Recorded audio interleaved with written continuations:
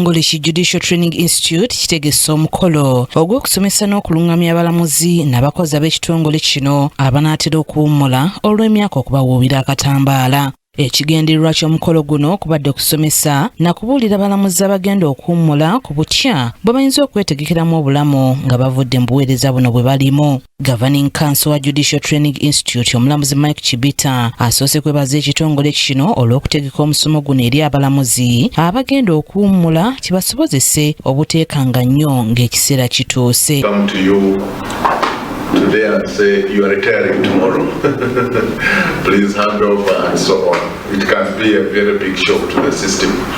So I appreciate that JTI, from what I've been told, organizes 3 years beforehand and begin preparing people so that it doesn't come as a shock.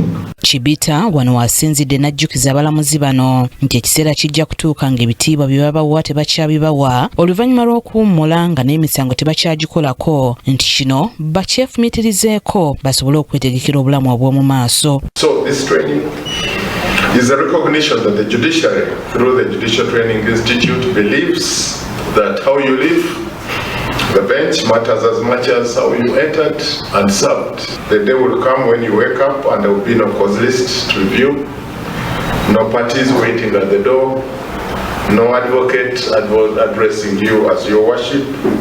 That transition, if not consciously prepared for, can be very, very, very disorienting.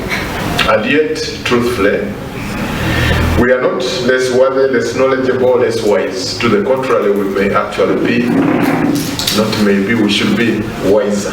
Ono era abasabye okutwala omusomo guno n'amaanyi era ebibagambiddwa babikozese basobole okubeera abalamu nga bawummudde emirimu gy'obulamuzi.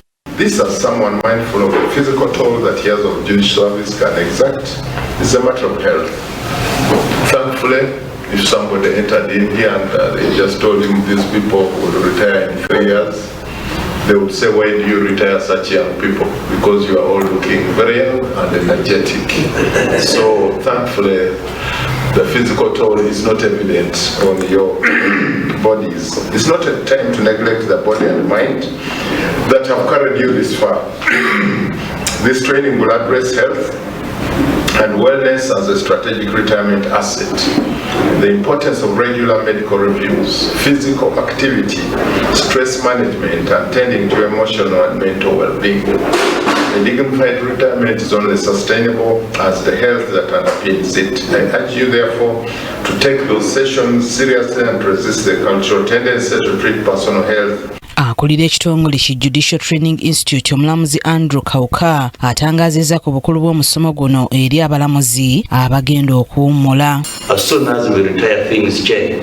How do we manage that change? So my Lord, we are here today to be able to do kind of experience sharing on change management when we eventually leave this service.